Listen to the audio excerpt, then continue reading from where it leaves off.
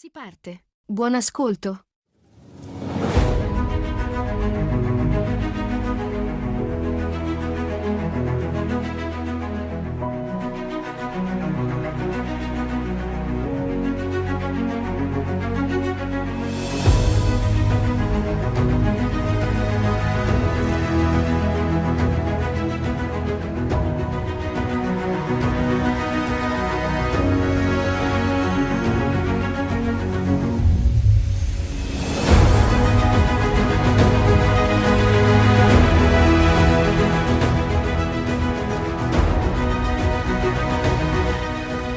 Buonasera a tutti, eccoci qua, 19esima puntata del Giro del Mondo in 80 giorni. Oggi siamo 10 marzo, fra poco è primavera e Rossella con me sulla navicella c'è Rossella. Ah, aspetta, no, il microfono giù, eccoci qua nuovamente, col freddo di questa sera. Perché Gianluigi è molto calato nel suo ruolo di regista e comanda lui. Buonasera a tutte le persone che ci ascoltano e a quelli che ci ascolteranno. Con noi nella navicella c'è anche Davide che fa il stagista, possiamo dire che sei il stagista del Giro del Mondo. Tirocinante. Tirocinante. Esatto, andiamo col primo brano che è quello di Radio Nostra.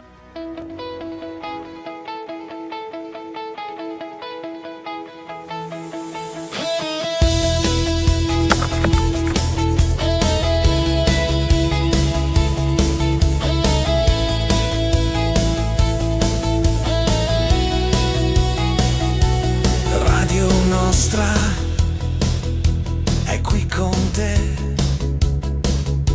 accendi il cuore e ascolta che c'è. Dal microfono voliamo via, tra notizie, musica e poesia.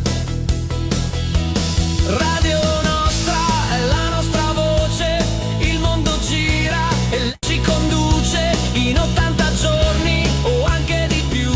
Ci porta lontano, non torna mai giù. Ambiente, spettacolo e verità. Su Radio Nostra, la libertà. Radio Nostra è la nostra rotta, tra onde sonore, la mente raccolta, un giro del mondo in ogni puntata, la curiosità è sempre invitata. Non servire un biglietto, solo ascoltare. C'è chi racconta e chi sa sognare. Da qui partiamo senza confini. Radio Nostra ci apre i cammini.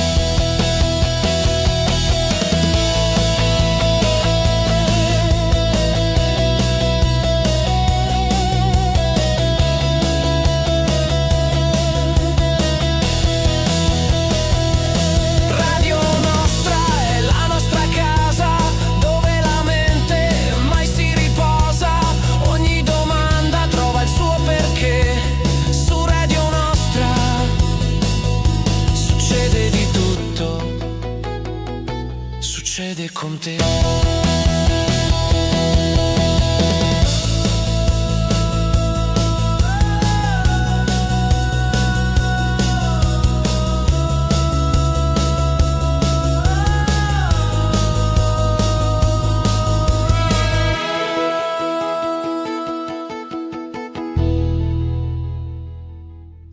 Eccoci qua, Rossella, partiamo, oggi diamo spazio subito, abbiamo la solita pillola di Sami Abu Omar dal Centro Italiano di Scambio Culturale a Gaza. Direi di farlo partire, che così sentiamo cosa ci dice.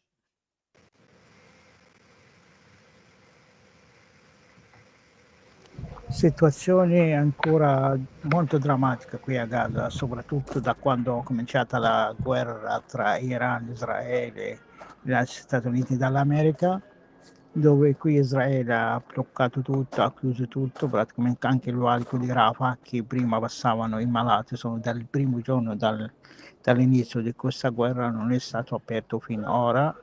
È stato anche praticamente chiuse tutte le frontiere, i valiche non entrano materiale, soprattutto nemmeno alimentare. L'unica volta che l'hanno fatto entrare ieri hanno fatto entrare poco gas di cucino, altre praticamente poche generi alimentari, però fanno entrare la roba commerciante che la gente non sono in grado di comprarla, soprattutto perché queste le vendono ai commercianti privati e poi con alti prezzi. Un'altra cosa, c'è una mancanza totale delle medicine, c'è la mancanza più dell'80% delle medicine qui a Gaza, perché sono di quasi più di 3 mesi non sta entrando praticamente le medicine, nemmeno per l'Organizzazione Mondiale della Sanità hanno mancanza delle medicine, per questo praticamente quando vai all'ospedale non trovi le medicine, nemmeno le medicine per salvare vite, per fare l'operazione, tutto quanto.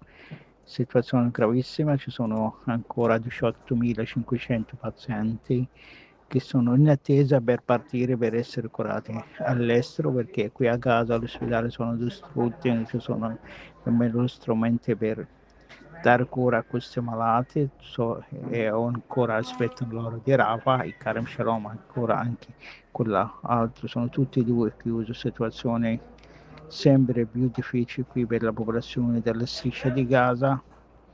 E poi c'è mancanza, poi anche con questa guerra che è cominciata, la gente non più parla niente di Gaza perché è diventato praticamente è un secondo notizia, praticamente anche non le dicono perché ora le principali notizie sono le guerre del Golfo, una guerra praticamente anche noi stiamo pagando un altro prezzo carissimo per questa guerra, per quell'altra guerra che è iniziata da 3 anni fa, situazione gravissima qui a Gaza.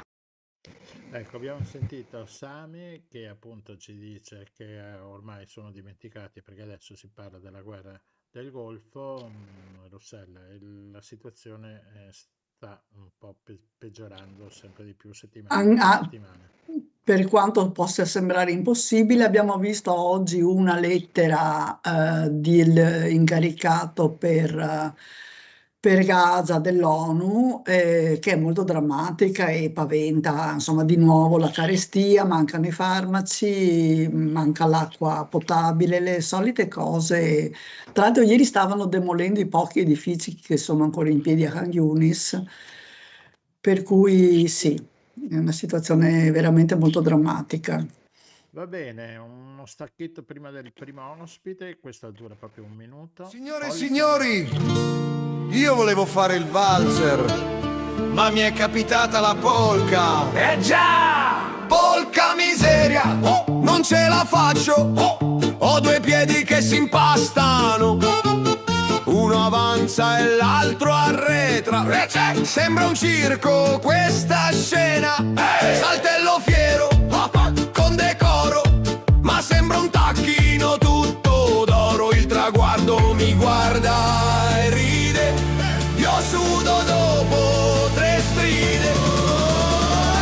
Ogni passo è un ostacolo, ogni salto è uno spettacolo. Se cado rido mi rialzo ancora, la pista gira, che girando la polka miseria. Guarda che roba, se parto dritto finisco in coda, ballo storto ma ballo lo stesso. Faccio casino, ci metto il cuore, mi gira il mondo, mi gira il sudore. Se questa è polka io resto qui dentro.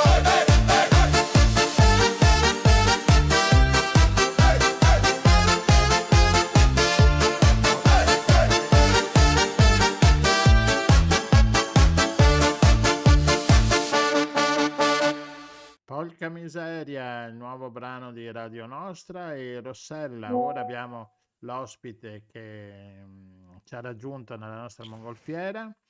Chi è con noi? Abbiamo con noi, siamo andati a Venezia a raccoglierla, l'avvocata Silvia Manderino, che è un'avvocata penalista, ma è anche vicepresidente del Coordinamento per la Democrazia Costituzionale. E quindi ci sembrava una persona molto adatta, e tra l'altro abbiamo visto anche un suo articolo che è di qualche mese fa, ma abbastanza profetico, sulla riforma che andremo a confermare o a non confermare fra pochi giorni. E quindi insomma ci sembra la persona giusta per capire, per cercare di capirci qualcosa di più. Precisiamo che abbiamo già avuto una magistrata e un ex magistrato che sono intervenuti appunto con noi sulla mongolfiera, e oggi sentiamo anche il punto di vista di un'avvocata e anche di una persona che si occupa appunto di questo coordinamento. Benvenuta a bordo, Silvia. Grazie dell'invito. Avvocata, vuole prima di tutto, così molto brevemente, spiegare cos'è questo coordinamento per la democrazia costituzionale? Il coordinamento per la democrazia costituzionale è nato all'epoca della riforma Renzi-Boschi, stiamo parlando del 2016, e avevamo deciso di riunire tutte le grandi associazioni del paese per contrastare questa riforma costituzionale. E poi il coordinamento è rimasto in vita e tuttora è attivo, ed è anche parte del comitato per il no della società civile, che ha come suo presidente Bachelet. Quindi raccoglie insieme il lavoro di tutte le grandi associazioni, a cominciare dall'ANPI, che lavorano per la difesa della Costituzione. Allora, questa riforma per la quale è necessario appunto un referendum, perché è una riforma che viene presentata come riforma della giustizia, ma in realtà è una riforma, insomma, una riforma, qualcuno lo chiama una controriforma, ma comunque si va a mettere mano a diversi articoli della Costituzione, giusto? Sì, la legge Meloni-Nordio modifica 7 articoli della Costituzione, a parte uno che riguarda il ruolo del Presidente della Repubblica, modifica la sostanza del 4° titolo della Costituzione, che riguarda la magistratura. E con 8 articoli questa legge costituzionale stravolge completamente la struttura, la composizione e il ruolo del Consiglio Superiore della Magistratura, che è l'organo costituzionale di autogoverno della magistratura. Quindi è una riforma che per la prima volta non solo stravolge interamente una parte della Costituzione che appartiene alla seconda parte della Costituzione, ma stravolge il principio della separazione dei poteri, cercando in qualche modo di sottrarre la magistratura alla sua funzione più importante, che è quella non solo di essere autonoma e indipendente, ma di essere, come potere separato, soggetta soltanto alla legge, come dice l'articolo 101 della Costituzione. Quindi è una riforma, a differenza di tutte le altre, che incide profondamente sul principio dell'equilibrio dei poteri nella nostra Repubblica. Allora, così quello che passa è che la riforma è incentrata sulla separazione delle carriere, ma in realtà abbiamo capito che in realtà già adesso non è che che si possa saltare da un ruolo all'altro così di continuo, no? È molto limitata, e sono anche pochi i magistrati che scelgono di cambiare ambito. Sì, ma in effetti il concetto dell'attribuire a questa riforma il titolo di separazione delle carriere fa parte un po' dell'inganno, del vero e proprio inganno nell'uso della lingua. E la chiamano la truffa delle etichette, no? Per cui quando si dice separazione delle carriere e pensiamo a quello che significa nei confronti dell'opinione pubblica che recepisce questo linguaggio, sembra voler dire tra giudice e pubblico ministero esiste e deve esistere una totale divisione. Allora, il problema è questo, cioè fin dall'inizio, da quando questa cosiddetta riforma, che anch'io la chiamo controriforma, da quando questa legge costituzionale è stata diciamo diffusa per farla conoscere all'opinione pubblica, sono stati utilizzati i termini truffaldini. Prima si è detto, con questa riforma la giustizia avrà più efficacia, sarà più efficiente, ci sarà la brevità dei giudizi, la certezza della pena, tutta una serie di postulati che in realtà in questa legge non si possono rintracciare perché non ci sono. Cioè con questa legge la giustizia, che nel nostro paese ha molti problemi di funzionamento, non avrà un miglioramento nel funzionamento.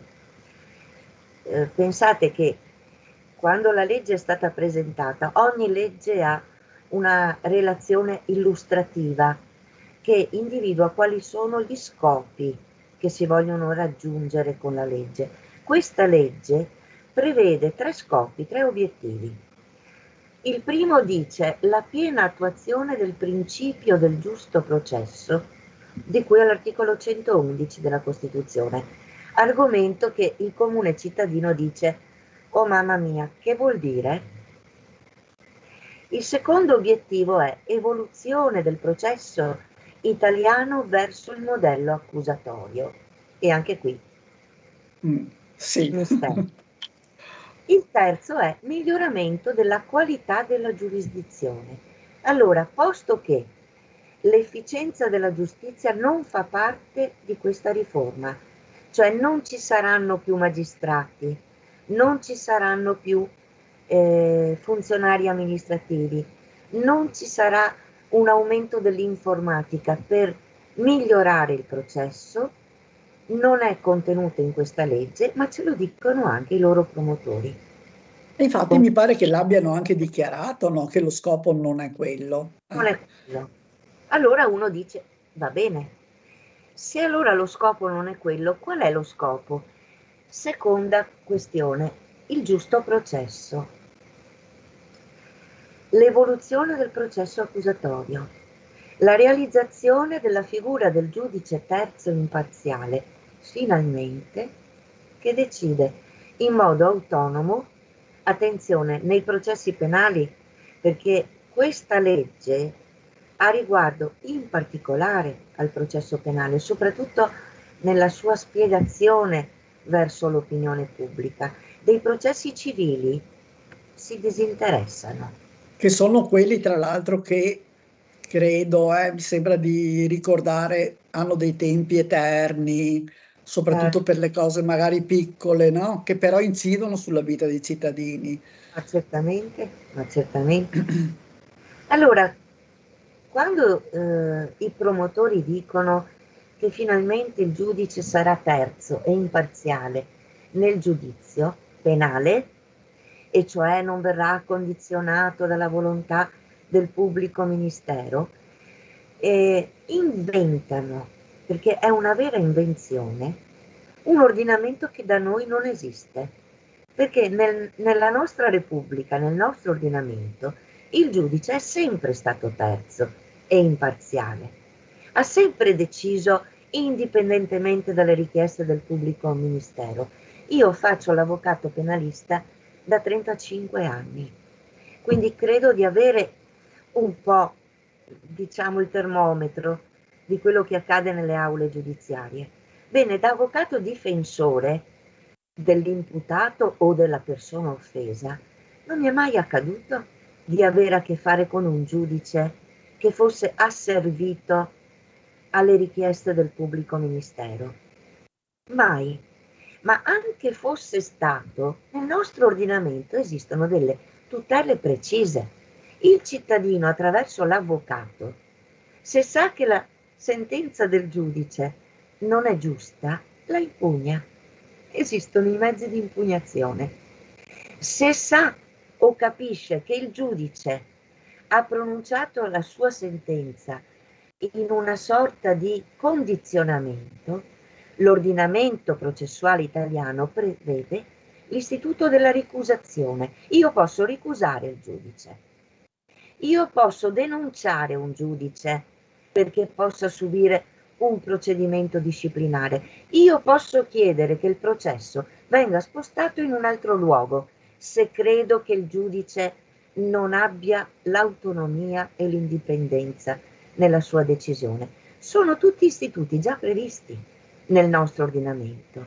Quindi, qual è il risultato di tutto questo ragionamento?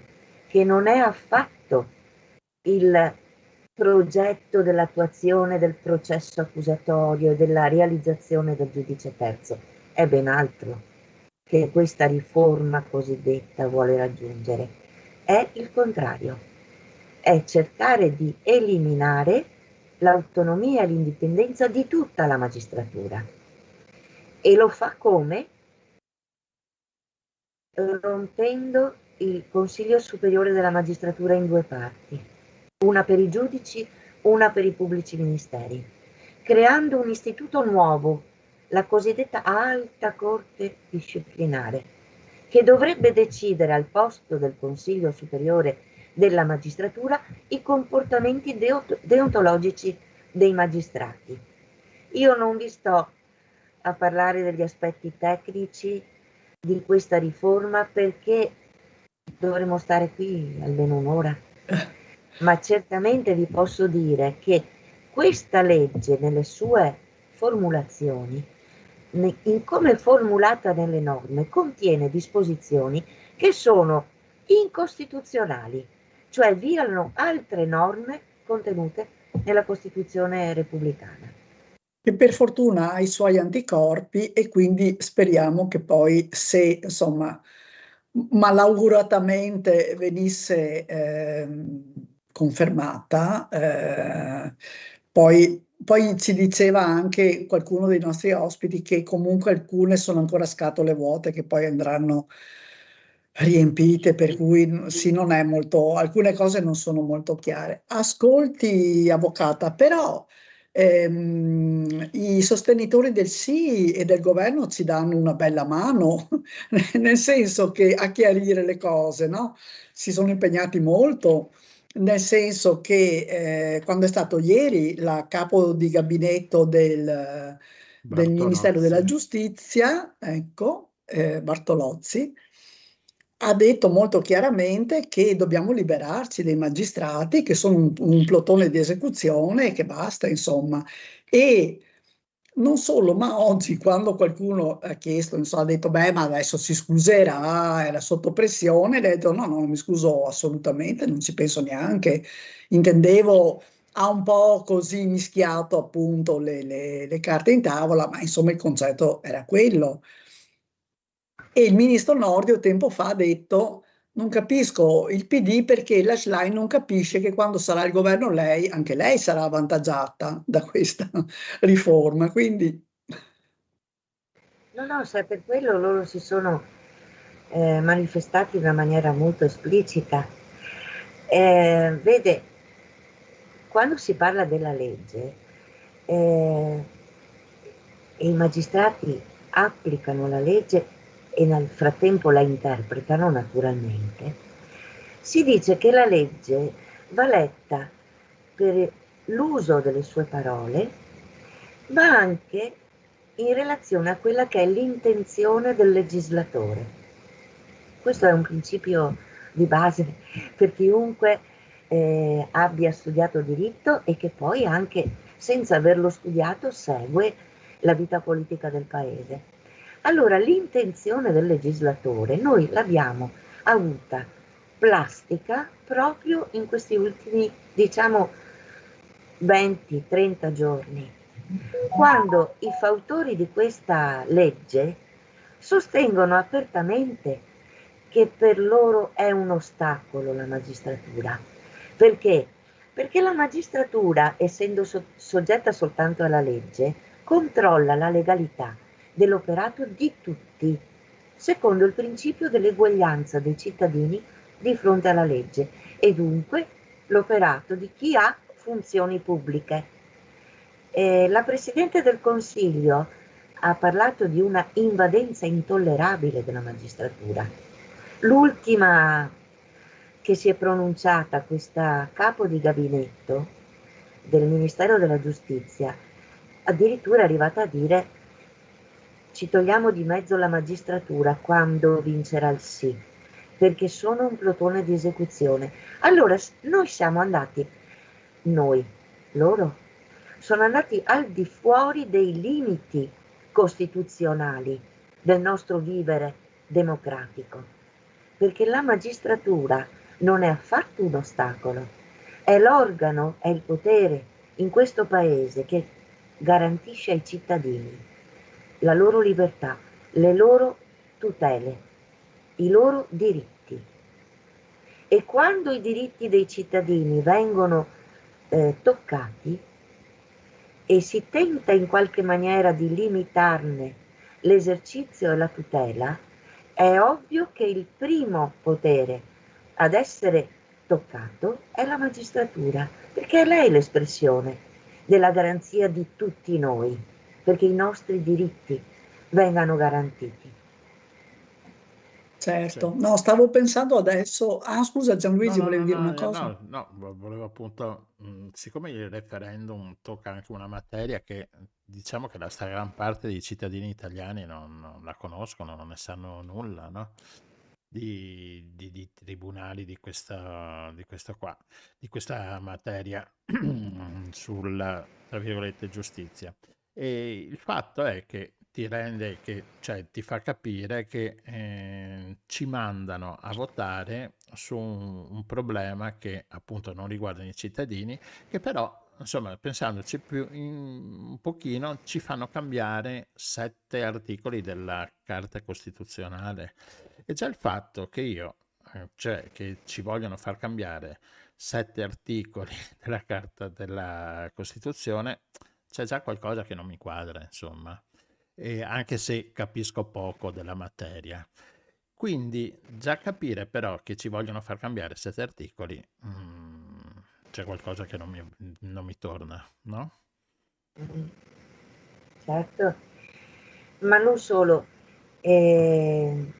a parte il fatto che, guardate, la Costituzione andrebbe veramente conosciuta fin da piccoli nelle scuole, no? Certo. Bisognerebbe sapere cos'è la nostra Costituzione, perché è il fondamento della nostra vita democratica.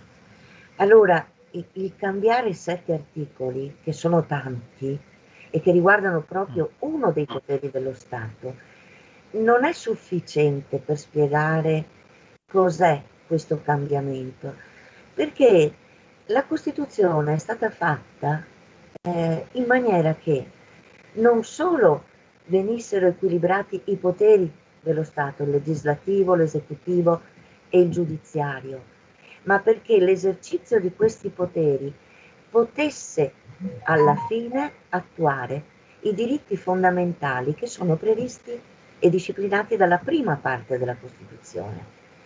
È un sistema, quello costituzionale, che ha una struttura consolidata, ma talmente ben articolata che togliere di mezzo il potere e soprattutto la funzione di uno dei poteri, in questo caso quello della magistratura, vuol dire far crollare il sistema dei diritti dei cittadini. Io mi rendo conto che sia difficile da comprendere, no? Pensate però che se noi andiamo a votare il 22 e 23 di marzo, leggendo una scheda che dice approvate la legge numero eccetera eccetera, di revisione degli articoli e mette il numero degli articoli, almeno il cittadino ha la coscienza di sapere che con quel voto deciderà se mantenerle quelle norme, come è giusto che siano mantenute, o se invece le voglia cambiare.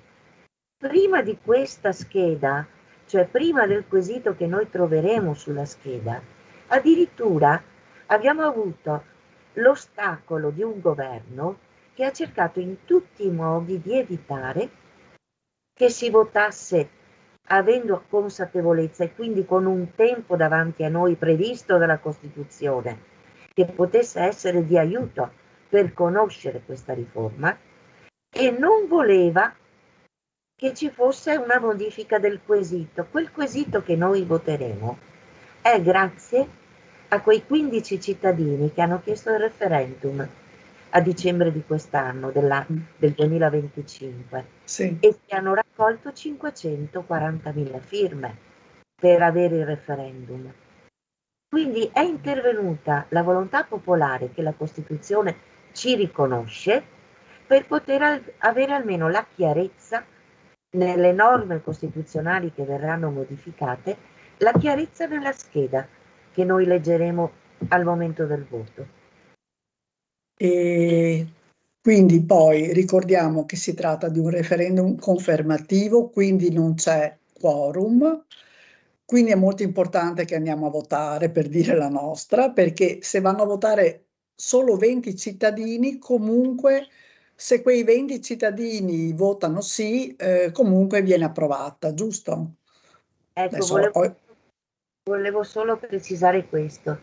Spesso si fa questo errore. Il referendum costituzionale non è confermativo, è oppositivo ed è una ok. differenza fondamentale.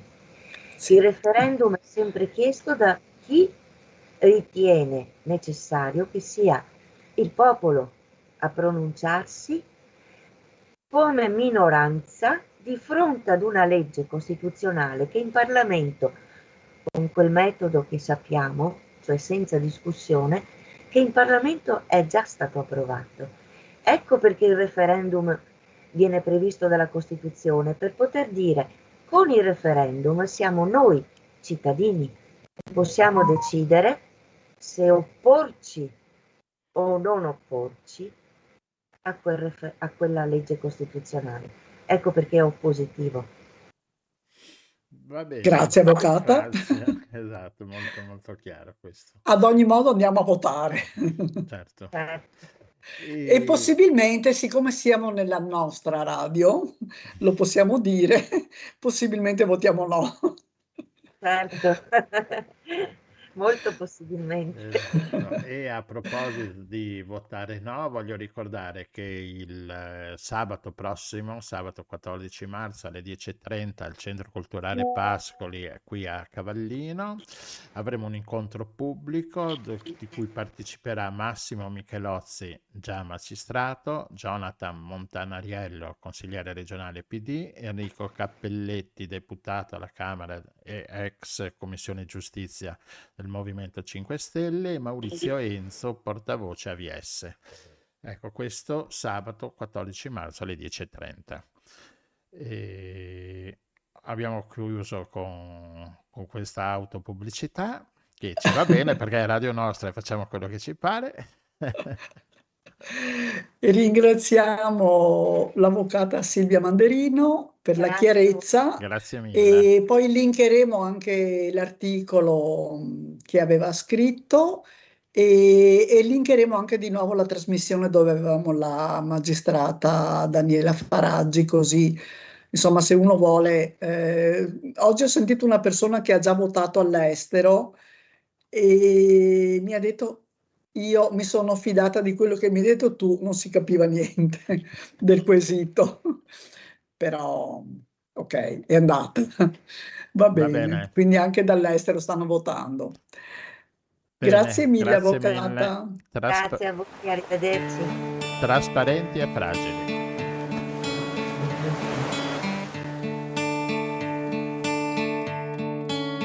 E adesso stai attenta, per 2 minuti, forse 3, che ti canto una canzone che mi stai ispirando te.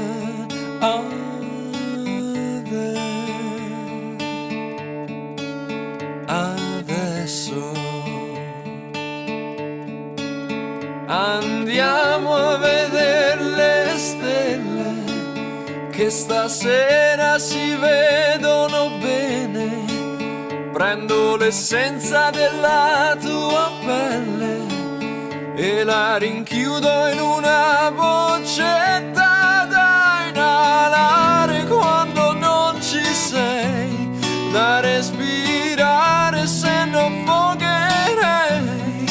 Quel vestito cosa ti farei? Dimentichiamoci di ieri, sai ci sono cose che tu non vedi.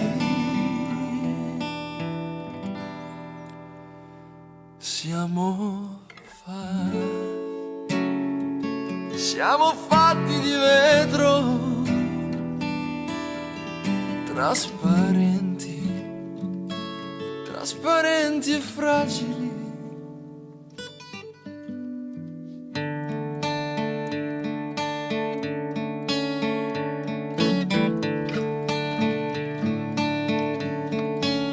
No, stasera non andiamo sempre allo stesso bar, stesse facce, sempre quelle. Dai, stasera andiamo via da qui, da qui, da qui.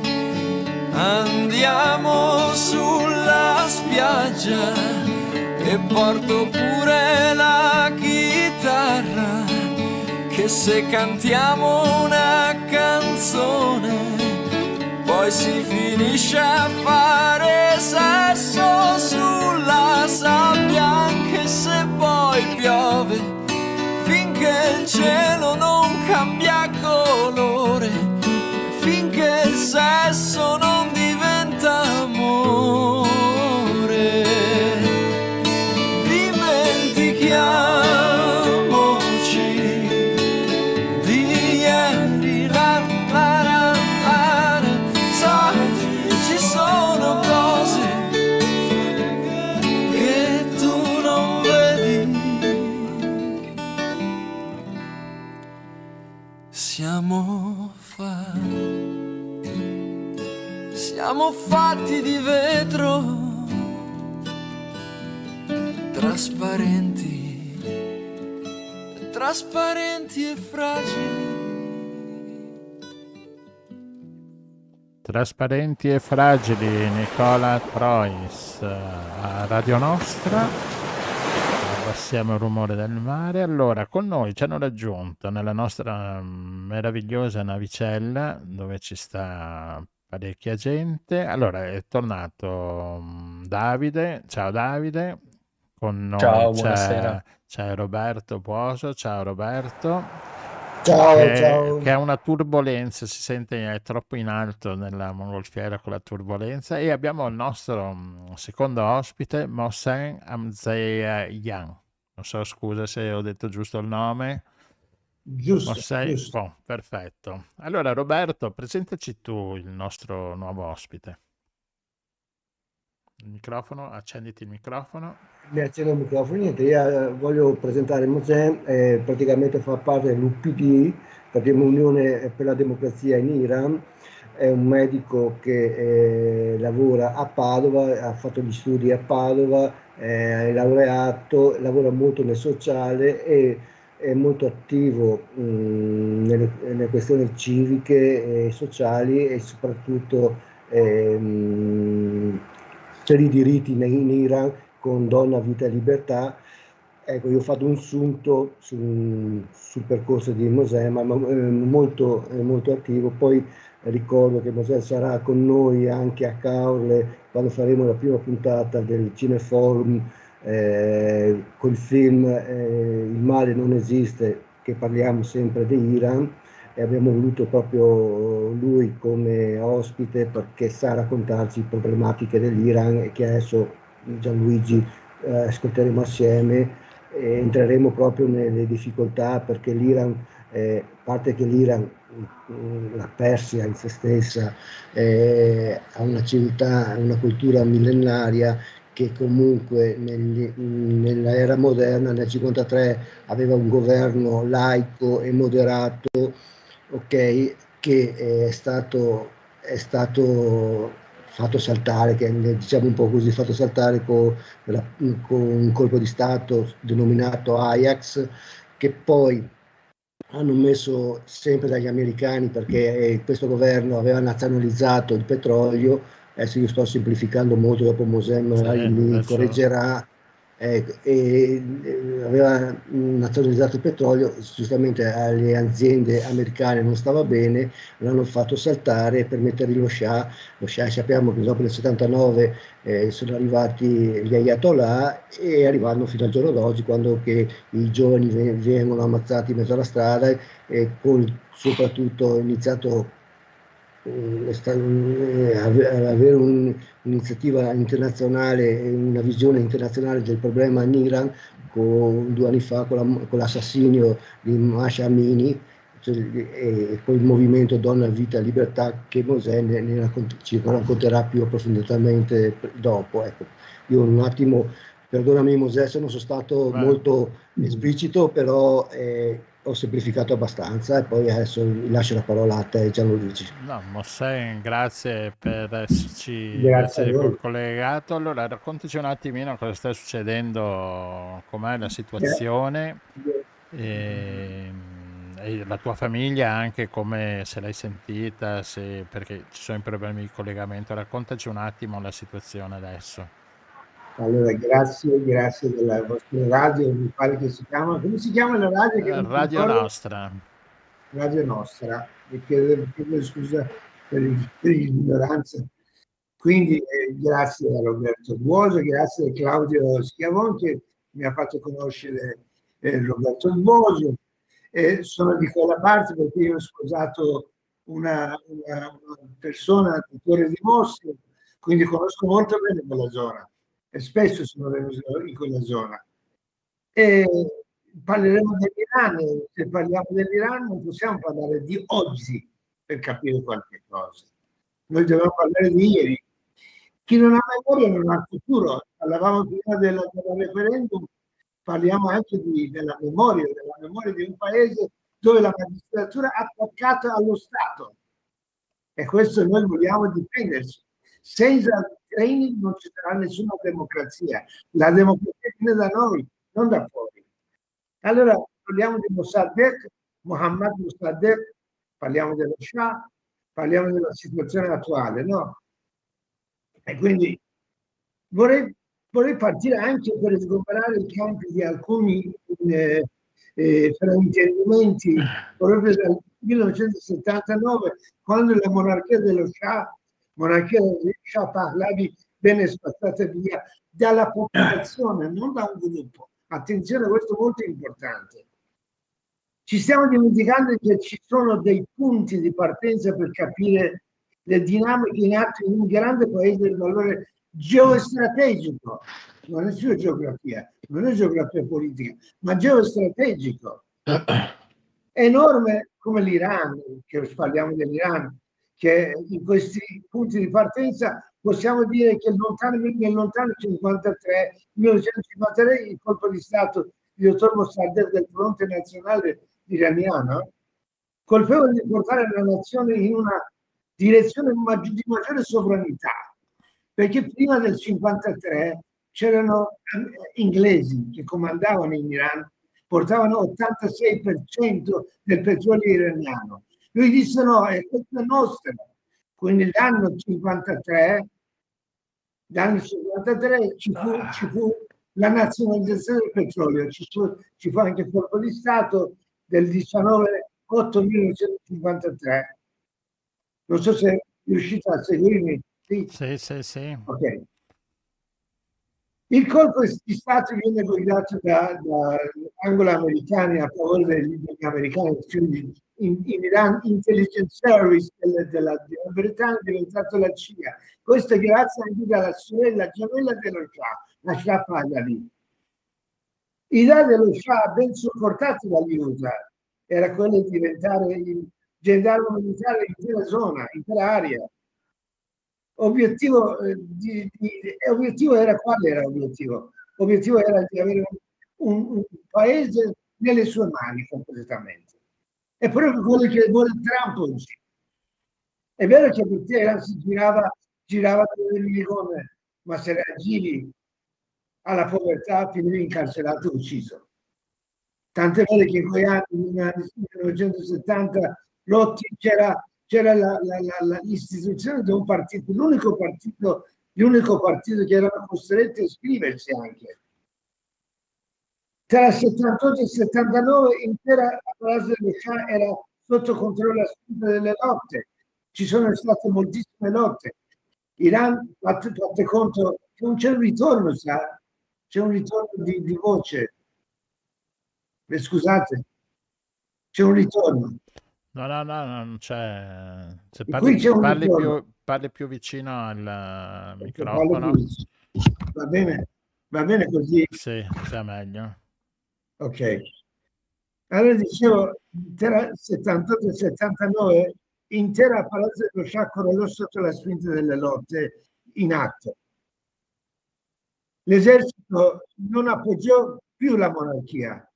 Ecco perché l'esercito, quindi il figlio dello Shah, quando parla dell'esercito, crede che sia l'esercito quello che c'era prima. La seconda che non dobbiamo però dimenticare è che reprimere le spinte di autonomia nazionale dall'esterno Mossad ha favorito una leadership artificialmente innovatrice, ma classista era. Ha reso le speranze di cambiamento di un grande popolo in groviglio doloroso, dove con il sangue si stava cercando di trovare finalmente uno sbocco verso la libertà. Ricordo questo per chiarire un aspetto molto importante per il futuro dell'Iran. Oggi chi fa riferimento a figlio dello Shah, che ha ottenuto un intervento armato di 2 genocidari, intendo dire questo perché sono attivista anche del sanitario per Gaza. È 2 anni che stiamo lottando per questa faccenda, perché vogliono rendere l'Iran come Gaza. E quindi noi siamo consapevoli di questi signori che sono genocidari in quella zona, non possono essere portabandiere della democrazia nel mio paese. Allora, ricordo questo perché è un aspetto molto importante per il futuro dell'Iran.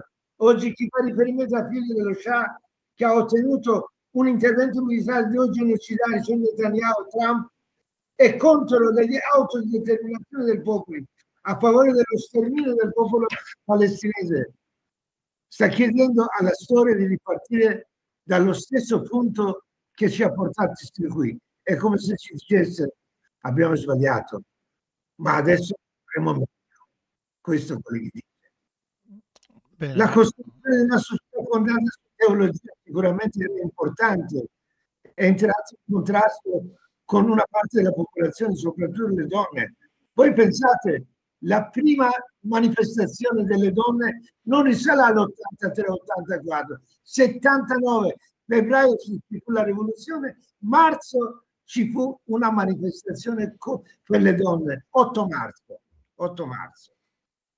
La popolazione tutta in Iran, oltre 150 grandi regioni sono, e 600 centri minori gridano di Sharam, cioè senza coscienza, né mullah né lo Shah gridano per la libertà, non viene dall'esterno, è la via per la salvezza e l'auto-organizzazione del popolo e la creazione dei consigli per la creazione di un governo democratico, cosa che diciamo sempre, né inquisitori né re.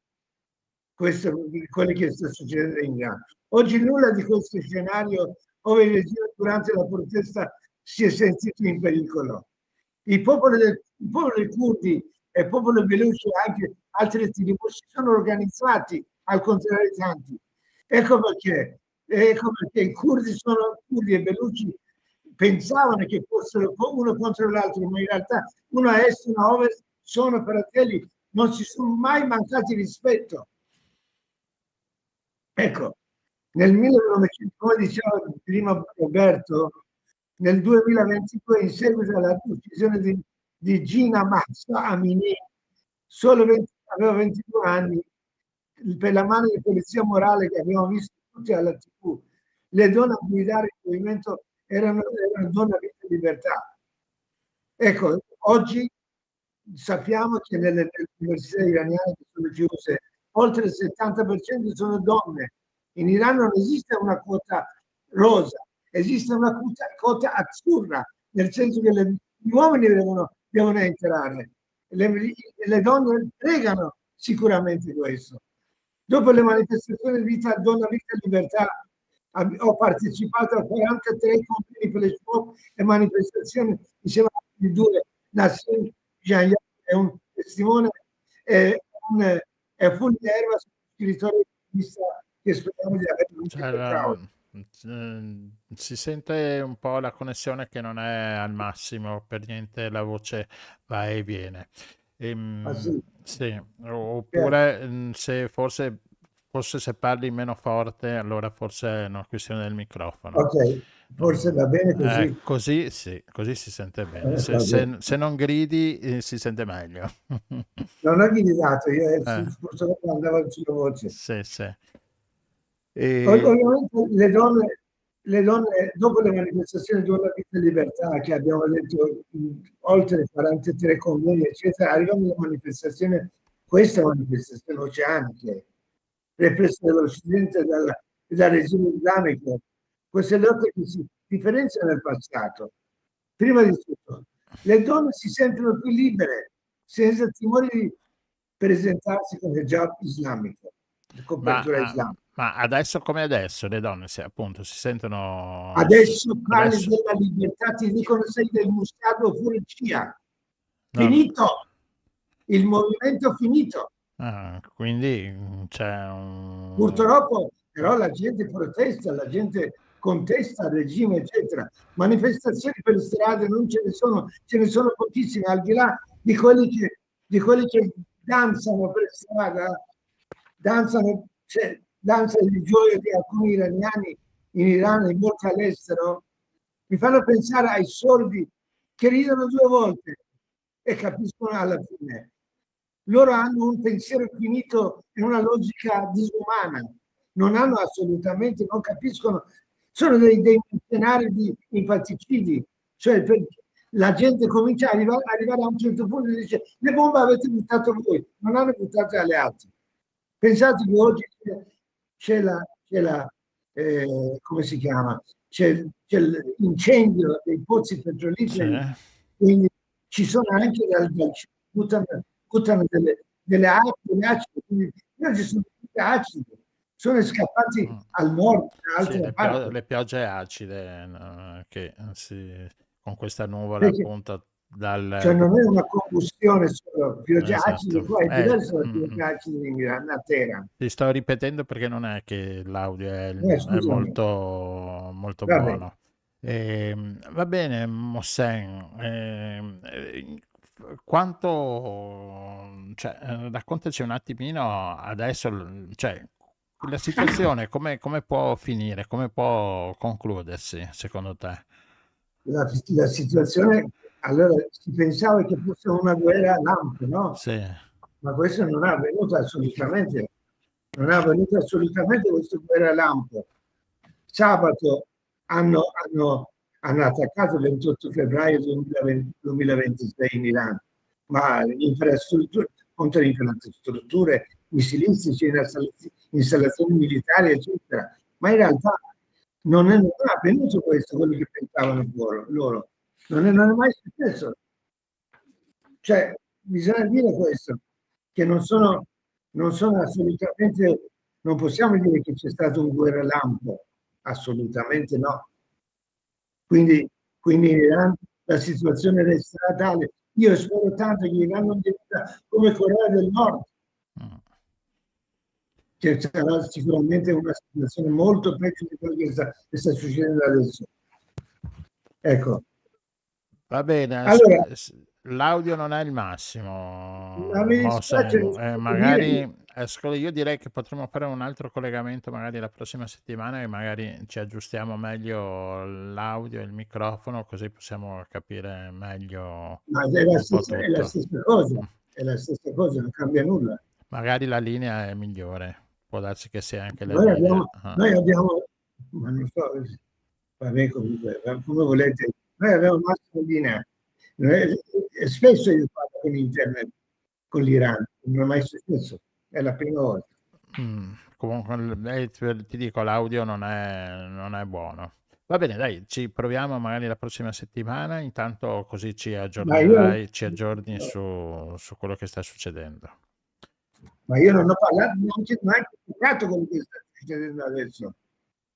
Non si è capito cosa hai detto. Ho detto che non ho neanche toccato quello che sta succedendo adesso. Dai. Sono arrivato. Vabbè, ci sentiamo la prossima settimana. Grazie di tutto. Alla prossima. Ermanno è già lì, prima di tutti noi. Fila di tazze in mano, sbadiglio e occhi blu. Conta le monetine, sorride e dice via. Chi vuole il macchiato, chi lo beve forte giù. Ermanno alla macchinetta, regista del caffè in corridoio. Scalda le tazze, scalda le teste, ci rimette il resto ma riride di noi. Ermanno alla macchinetta, un clic, un lampo e passa il sonno. Tra zucchero, schiuma e chiacchiere storte, sei tu il buongiorno che vogliamo ogni giorno. Per te ristretto secco, per te più latte che caffè. Chi chiede il ginseng strano, chi lo vuole amaro com'è. Lui non sbaglia un colpo, ci legge già dal viso. Oggi doppio giro e torna anche il sorriso. Ermanno alla macchinetta, regista del caffè in corridoio. Scalda le tazze, scalda le teste, ci rimette il resto ma ride di noi.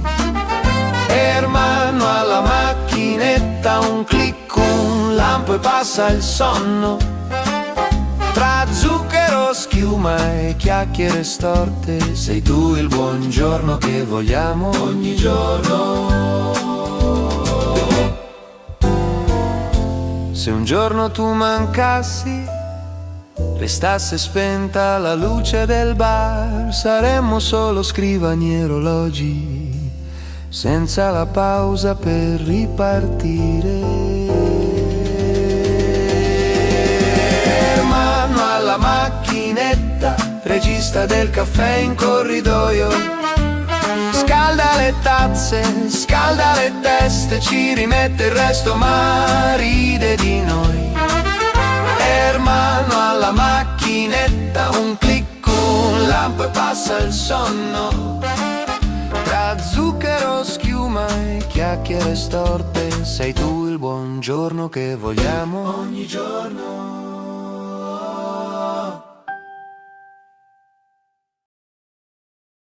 Microfono, eccolo qua. Microfono, Ermanno alla macchinetta, è un brano di Radio Nostra.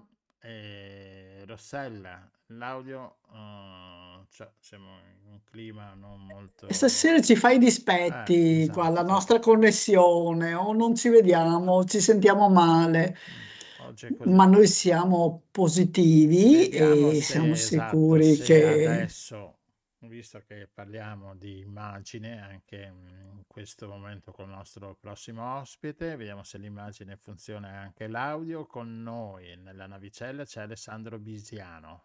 Buonasera Alessandro. Buonasera, mi sentite? Oh, bene, sì, perfetto. Sì, ti sentiamo bene, senza rumori di Perfetto. fondo. Bene. Nonostante io sia in una zona di confine abbastanza sfortunata, mi sentite bene? Sì, perfetto. Da dove sei? Ottimo. Dove sei? in questo Io momento? abito in provincia di Trieste sul confine con la Slovenia. Mhm. E quindi zona faunistica molto elevata, insomma, no?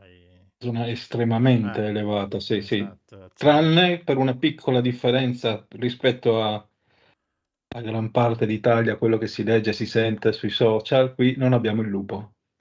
Ah, non c'è il lupo lì. Non abbiamo, cioè qui sul Carso Triestino, Carso Eh? Goriziano, diciamo, non c'è presenza di lupo tra sporadici avvistamenti, o forse c'è una coppia, perché ne è stato investito uno l'anno scorso, ma insomma non ci sono lupi. Io Andando più a nord, pensavo che magari andando più a dalla nord, sì. Slovenia, così che La passassero. Slovenia, in Slovenia ci sono, ma qui parliamo di Carso, la zona carsica, a cavallo tra Slovenia e Italia, soprattutto la parte triestina. La presenza di lupi è estremamente rara. Ci sono alcune intrusioni appunto dal oltreconfine di esemplari così che cercano spazio nuovo, mettiamoli così, in dispersione si chiamano. Però ci sono stati degli avvistamenti, però ecco, sono casi sporadici. Ed è per questo che qui lo sciacallo dorato ha trovato la sua nicchia perfetta. Si trova bene. Si trova bene. Si trova più che bene, perché ovunque c'è il lupo, lo sciacallo soffre molto. Ah, ecco perché. Tant'è che anche qua in regione, in zone dove c'è il lupo, ci sono stati anche casi di sciacalli uccisi dai lupi, più per territorialità, per competizione, perché non è che si nutrono dello sciacallo dopo, generalmente. Però ecco, qua invece sul Carso Triestino, da quando è arrivato, ha trovato una nicchia praticamente semivuota. L'unico quindi ha detto competitore bene. reale, l'unico competitore reale era la volpe. La volpe che circa ha le stesse dimensioni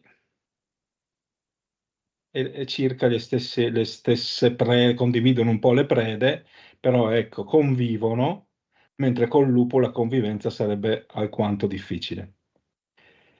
Questo fa sì che in questa parte d'Italia sia proprio la densità maggiore di questa specie, perché non ha competitori, no? C'è una ricchezza di prede che lo favorisce sicuramente, non ha competizione, tranne che con la volpe e con l'uomo, tra virgolette, e perciò sicuramente siamo a dei livelli dove abbiamo raggiunto la saturazione. Più di così difficilmente ce ne stanno. Beh, ma in effetti stanno venendo, noi siamo qua dalla zona di Cavallino, è stato avvistato anche a Chioggia con una. Certo, no, oramai sono arrivati, sono presenti stanziali fino al Lazio. Quindi. Quindi si stanno spingendo anche verso sud. Infatti ci sono i primi avvistamenti, addirittura ho sentito dalla Puglia, non so se siano ufficiali però bisogna contare che è una cosa che è iniziata, questa colonizzazione dello sciacallo dorato, è una cosa iniziata ben più di quello che si pensa.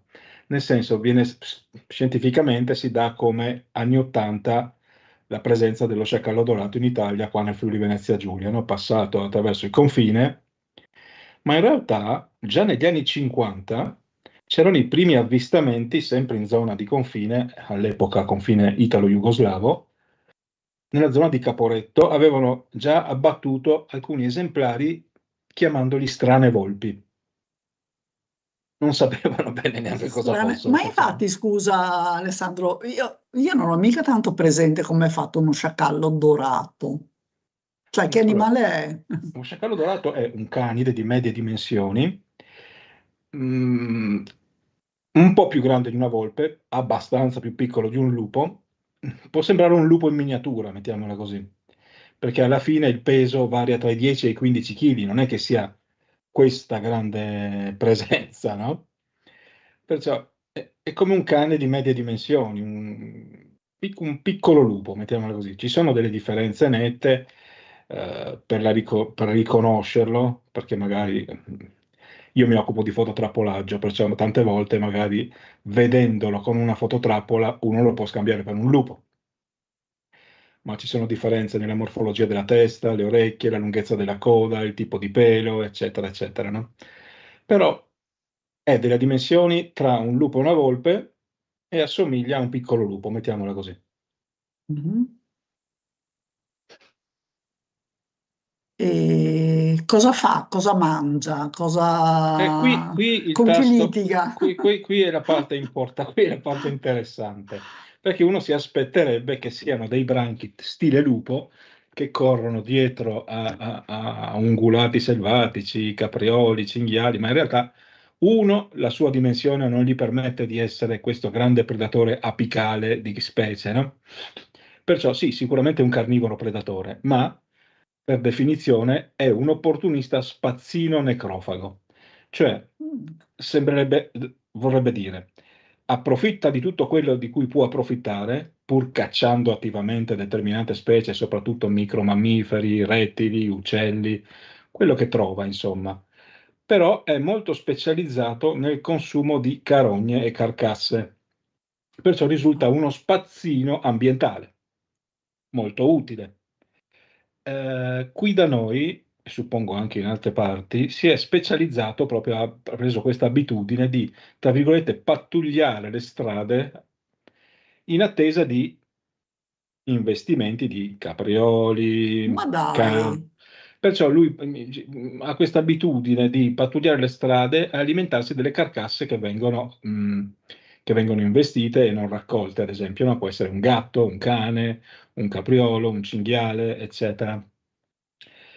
C'è uno studio molto interessante che va avanti qua ormai da anni ed è sempre in progress, mettiamola così, sugli animali, sugli sciacalli dorati trovati investiti o uccisi in altra maniera, generalmente investiti, ma ci sono anche casi di sciacalli dorati trovati avvelenati o uccisi tramite fucile, insomma atti di bracconaggio, no? Questi sciacalli, questi esemplari vengono esaminati per quello che riguarda il contenuto stomacale, cioè quello che hanno, di cui si sono alimentati nelle ultime ore, insomma l'ultimo pasto, mettiamola così. E lì si è vista la vera natura dello sciacallo dorato, che questo è un dato oggettivo che spesso viene ignorato, dando allo sciacallo dorato la colpa di una estinzione quasi di fauna selvatica, come se l'impatto dello sciacallo dorato fosse talmente forte da portare specie come il capriolo. Qua c'è la diatriba sul capriolo che sta andando, uso termini che usano loro, ma che sono ovviamente errati, in estinzione, ormai non c'è quasi più il capriolo. Ma in realtà questi studi sul contenuto stomacale hanno fatto vedere che la realtà è ben diversa. Per quello che riguarda gli ungulati specialmente, perciò cinghiale, capriolo, è troppo piccolo per cacciare veramente un cinghiale, però potrebbe approfittare, che ne so, di un piccolo di cinghiale disperso, cose così. Però si è visto che in realtà quando consuma ungulati vengono consumati già da morti, già carcasse. Perché? Perché sono coperti, i pezzi esaminati sono coperti di animali e microrganismi necrofagi, perciò sono già in avanzato o medio, o comunque in uno stato più o meno avanzato di decomposizione. Quindi non Oppure, solo non sta contribuendo alla, fra virgolette, estinzione, alla diminuzione, ma sta aiutando a mantenere... ecco, qui il punto è Ah, questo, no? Sta ah, contribuendo sicuramente alla diminuzione, ma va vista nell'ottica giusta. Fino a 10-20 anni fa si parlava di un sovrappopolazione di sì. caprioli nella zona, danni esagerati alle coltivazioni, addirittura parlavano del 350% di aumento della popolazione insostenibile. Da quando è arrivato lo sciacallo, che in maniera multifattoriale, insieme ad altre specie, impatta sulle popolazioni di capriolo, perché anche i cinghiali predano i piccoli. Praticamente lo sciacallo agisce molto sui cuccioli nelle prime 2 o 3 settimane di vita, quando sono fermi immobili in mezzo all'erba in attesa della madre. Il capriolo ha questa abitudine, no? Il piccolo, invece che seguire la madre, sta fermo in mezzo all'erba e aspetta che torni la madre per l'allattamento. E oltretutto è quasi inodore, perciò non può essere riconosciuto tramite l'odore e il fiuto. Sicuramente lo sciacallo preda attivamente questi piccoli di capriolo, perciò va ad impattare sicuramente sulla dinamica di specie e sul numero della popolazione di caprioli, però insieme ad altre cose, cioè nel senso ci sono i cinghiali che fanno la stessa cosa, le volpi che fanno la stessa cosa, gli uomini che sfalciano l'erba proprio in quel periodo in cui ci sono i piccoli di capriolo e spesso e volentieri li uccidono in questa maniera con i macchinari. I cani vaganti, io l'altro anno ho segnalato 4 cani vaganti che hanno ucciso cuccioli di capriolo. Perciò si è arrivato a un calo, sì, delle popolazioni di capriolo, ma è quello che si sperava. Non capisco la polemica, no? Ovviamente la polemica è prettamente, a mio avviso, e poi parlo di una mia opinione, è prettamente a livello di interesse sulla stessa preda. Se ci sono meno caprioli, non c'è più la caccia al capriolo, almeno non tanto intensa, bisogna limitare il numero di caprioli abbattibili e via dicendo. E si va a dare molto la colpa allo sciacallo dorato quando è una delle cause che ha causato un calo sano però dei caprioli, perché adesso la popolazione dei caprioli, tutti dicono non vediamo più i caprioli, io li riprendo sempre, però è in una situazione dove ha una dimensione accettabile per il territorio. Prima era altamente impattante, adesso anche grazie allo sciacallo dorato ha una dimensione accettabile, a mio avviso. Questa è la mia opinione, ovviamente riguardo a quello che riprendo e agli studi fatti che sono ufficiali, poco discutibili. E perciò qua oramai si invoca già da un po' di tempo a possibili deroghe su una specie protetta per richiedere degli abbattimenti come vengono fatti in Slovenia. La Slovenia abbatte circa all'anno 250-400 esemplari. Però la comunità scientifica è quasi unanime sulla inutilità dell'abbattimento quando si parla di carnivori, di predatori territoriali, perché non funziona nella stessa maniera dell'abbattimento per esempio dei cinghiali, eccetera. Bensì nel momento in cui si va a abbattere per errore un capobranco di una famiglia, che sia di lupo, che sia di cinghiale, che sia di sciacallo, si può creare un tale squilibrio che tutti gli altri membri si disperdono, cercano nuove zone, i giovani che sono anche abbastanza inesperti tendono magari a predare cose più semplici come può essere un agnello o una pecora o qualcosa, un pollaio, perciò a livello scientifico l'abbattimento di carnivori predatori è visto abbastanza come una cosa altamente inutile.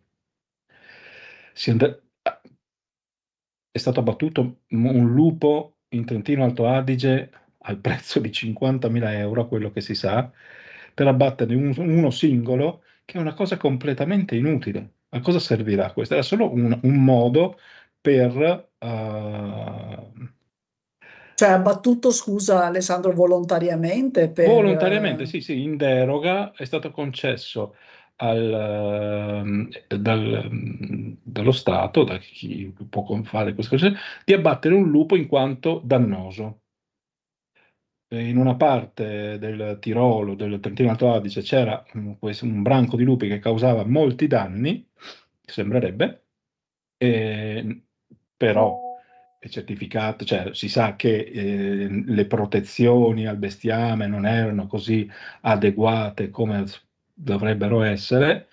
Fatto sta sì che hanno abbattuto un lupo che però come pratica abbatterne un lupo non serve a niente, perché Non cambia nulla.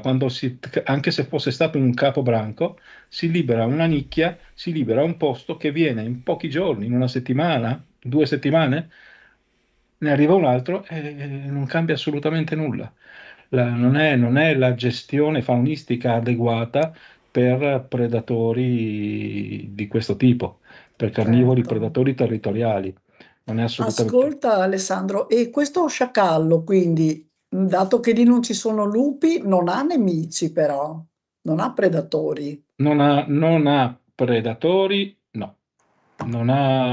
Direi di no. Anzi, sicuramente no. A meno Tranne che le macchine, insomma, che le possono macchine viene spesso investirlo. investito, Ecco. molti investimenti sicuramente. L'unico predatore attivo sullo sciacallo per via diretta o indiretta è l'uomo. Non ha predatori. Non ha predatori di sorta ed è perché ha trovato, come dicevo prima, uno spazio libero perfetto per lui. Perfetto, assolutamente, perché c'è una ricchezza di fauna che lui poi si adegua, la specie si adegua a quello che trova. Qui ha trovato un boom di caprioli e da E lì quindi è ha un imparato a grosso sfruttare. supermercato.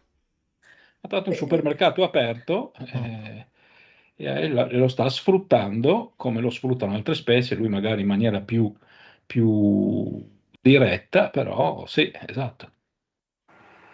Però Ed è un ecco, competitore con la volpe. sì, competono circa per le stesse prede, quello sì, però convivono, Però non non c'è. litigano.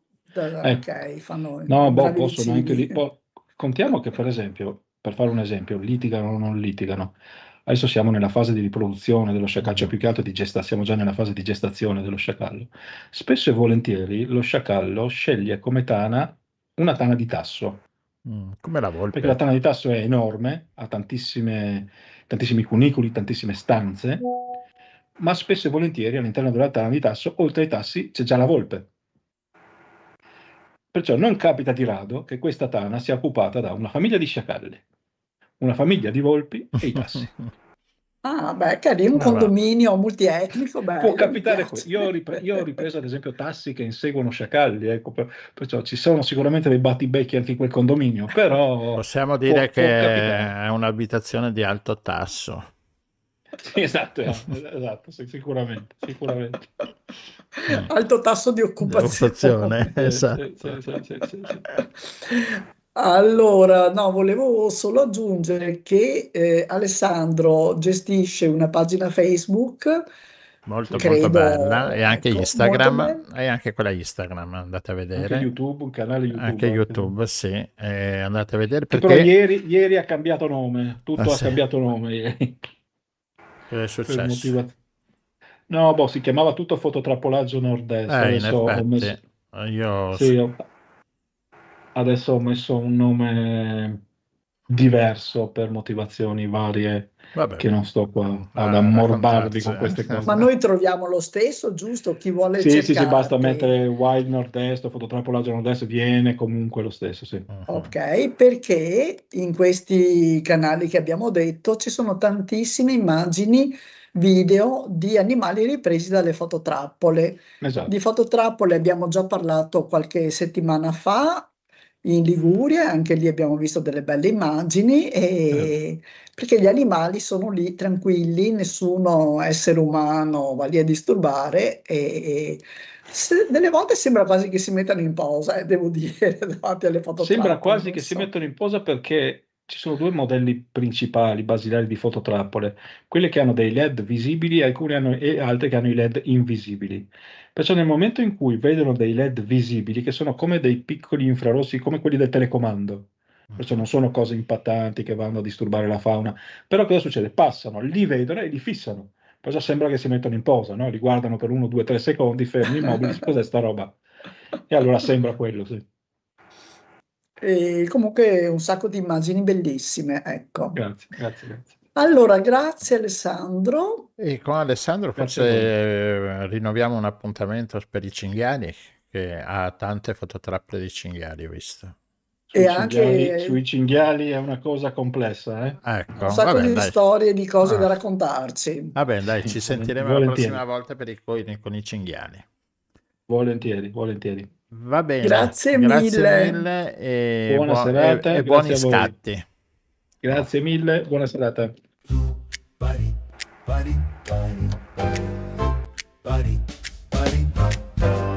Persegui sul filo dell'onda, Radio Nostra che accende la sonda, polpa dolce che sembra un bacio, nocciolo duro diritto in faccia. C'è Davide che incastra le frasi, fa domande che pungono quasi. Roberto rilancia, sorride, scava sotto le frasi tranquille. E alla regia c'è Gianluigi che sorveglia i respiri e i litigi. Un pulsante silenzio sospeso, un sorriso ed è fuoco acceso. Persegui, metti a nudo la politica, dolce come la polpa, critica, duro come il suo nocciolo.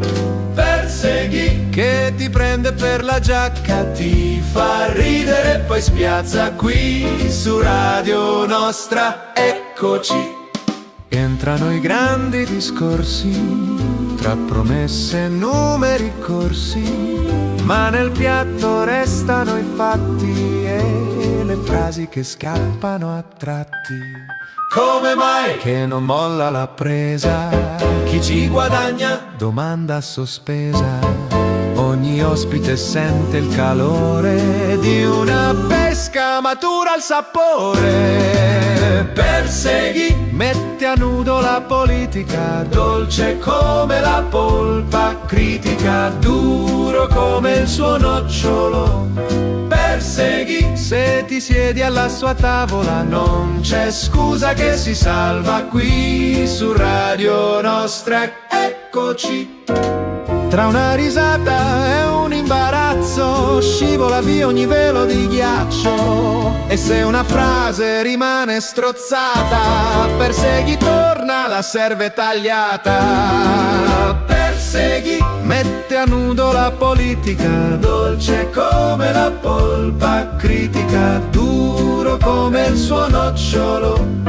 Persegui, una fetta di verità che ti resta in gola e sa di Radio Nostra. Eccoci qua. Eccoci qua, Persegui con il nuovo programma di Radio Nostra che andrà in onda da domani, ogni mercoledì alle 18. Con Persegui c'è Davide Simonella. Ciao Davide di nuovo e ciao, buonasera. ciao Roberto. Allora rispieghiamo perché l'abbiamo sentito anche la scorsa settimana, ma insomma ripetiamo un attimino per i disattenti che cos'è Persegui. Vai Roberto. No, Persegui è un nuovo programma di Radio Nostra che va in onda, come diceva Gianluigi, a tutti i mercoledì, ogni 15 giorni di mercoledì alle ore 18. No, ma abbiamo cambiato, facciamo ogni settimana. Ecco, sapevo io che sbagliavo. Non è un problema, vabbè, iniziamo domani con Annalisa Corrado, l'europarlamentare del PD, ingegnera, femminista, ambientalista, molto attiva nei diritti sociali, ha fatto parte della flottiglia per Gaza. Iniziamo questo nostro percorso per conoscere un po' politici, le situazioni, i politici non solo sotto l'aspetto professionale, ma anche sotto l'aspetto umano, che forse interessa di più, ci fa conoscere di più chi ci rappresentano in sostanza. Ecco, Persegui vuole avere questo obiettivo e poi andremo a conoscere rappresentanti di associazioni e via discorrendo, entrando anche magari nelle caratteristiche locali. Facciamo un percorso per capire un po' la nostra società, dove viviamo in sostanza. Cioè, ci sarò io, ci sarà Gianluigi e poi c'è Davide, il terzo, è quello che Il comanda terzo, tutto. però il terzo è quello che ha anche avuto, è l'ideatore di questo programma. Stavo Yeah. dicendo, Il terzo incomodo.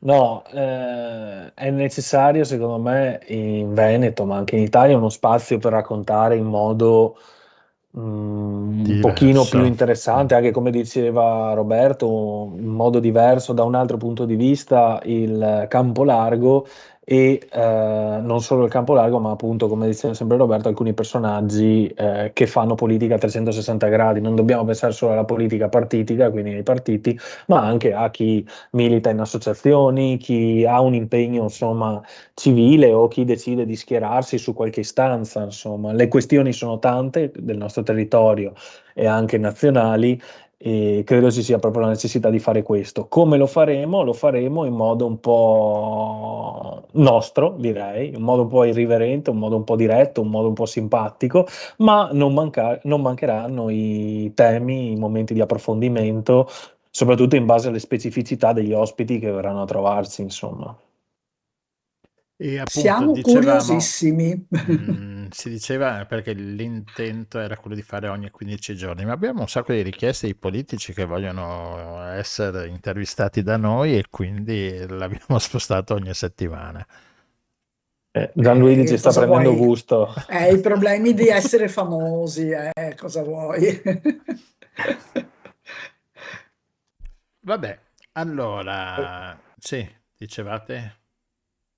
niente, No, basta. che saremo famosi. Sì. No, io sto sentendo dei rulli di tamburo che stanno preannunciando questa nuova avventura. Vedo che ci stiamo appassionando alla parola nostro.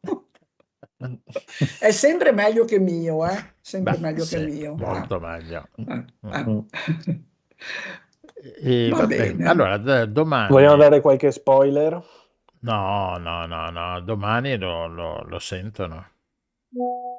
Domani Almeno lo sentirete. domani sera, domani alle 18:30. No, Alle 18. Alle 18, ecco. Alle 18 dura 30 minuti più o meno Circa. il programma, quindi è molto leggero anche da ascoltare con tranquillità. E niente, collegatevi alla pagina YouTube di Radio Nostra, metteremo il link dappertutto. C'è anche una pagina Facebook di Perseghi, quindi potete collegarvi là. E niente, cliccate, registratevi anche al canale YouTube di Radio Nostra, così a ogni missione vi viene subito l'avviso, così potete essere subito, avete l'informazione subito quando andiamo in onda. Basta, mi pare che abbiamo detto tutto, no? Per il momento. Sì, vabbè. Per il momento. Ci sarà da divertirsi, ecco, sicuramente, e anche da, appunto, come dicevamo prima, approfondire diversi temi, insomma, legati all'ambiente, alla sanità, al sociale, all'ecologia. Bene. Mi sembra che la prima ospite sia assolutamente in linea con queste tematiche che stai dicendo, Davide, quindi con grande curiosità attendiamo il debutto. Va bene. Ma non solo, Davide parlava di sociale, parlava un po' di cose. Io direi sulle dipendenze faremo qualcosa anche, perché le dipendenze è un problema non poco serio che abbiamo in queste zone qua, quindi ci occuperemo anche di questo. Bene. Allora, appuntamento Grazie, a ragazzi. domani pomeriggio e ascoltateci. Andiamo intanto frisbee tra i pacchi. La linea mercato dell'ufficio viaggia svelta, fa compagnia.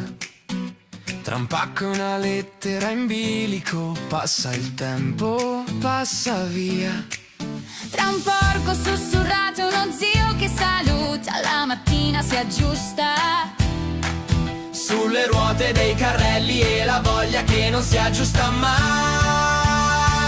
Tra un pacco e una lettera la posta vola, da un ufficio all'altro sembra una parola sola, corre veloce con simpatia, grazie a Massimo e Raffaella, la magia, con un frisbee tutto vola, guarda là, ride il corridoio, che città, tra un dai che è fatta, un ma chi ci ferma, la giornata scorre via, leggera. Massimo fischietta sulla rampa, Raffaella ride a metà, firma un modulo, l'altro salta, chiama tutti, tocca a te qua, scivolano le ore sulle dita, come buste dentro la salita. Un timbro, uno sguardo, una follia, anche il capo oggi sembra in poesia. Tra un pacco e una lettera la posta vola, da un ufficio all'altro sembra una parola sola, corre veloce con simpatia, grazie a Massimo e Raffaella, la magia, con un frisbee tutto vola, guarda là, gira sopra il banco e torna già, tra uno che giornata e un ancora è presto, la mattina se ne va. Ma qui è un contesto onesto, E se il mondo fuori pesa un po', qui dentro parte un gioco e passa tutto, basta un lancio storto, un grido, occhio, e il sorriso torna addosso. Tra un pacco e una lettera la posta vola, da un ufficio all'altro sembra una parola sola. corre veloce con simpatia, grazie a Massimo e Raffaella, la magia, con un frisbee tutto vola, vola via, anche la fatica se ne scivola, tra un porco e uno zio che fanno ridere, questa linea di mercato fa sognare, fa sorridere.